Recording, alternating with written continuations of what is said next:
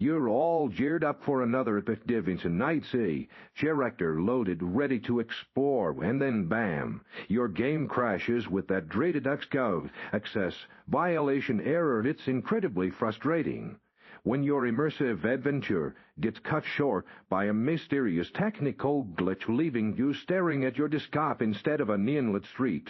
But don't worry, tune, because in this video we're going to tackle this past a Cyberpunk crash head-on and get you back into the action, exploring the dark future without interruption. First, let's talk about your graphics drivers. They're often the #1 suspect behind crashes like this. Think of them as the translator between your game and your hardware. If they're outdated or corrupted, things can go sideways fast, so head over to NVIDIA's or AMD's website, download the latest stable drivers for your GPU and perform a clean installation.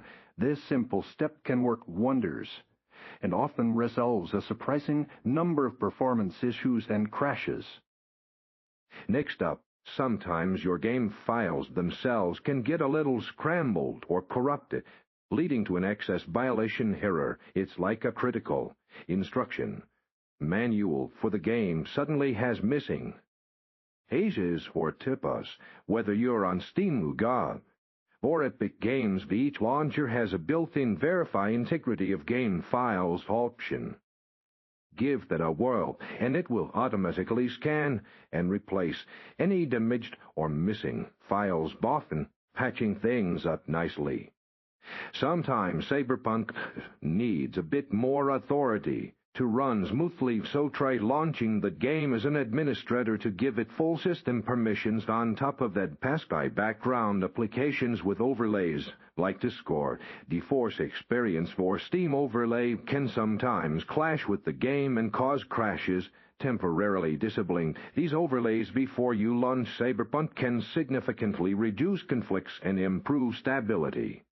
It's all about making sure nothing else is getting in the game's way.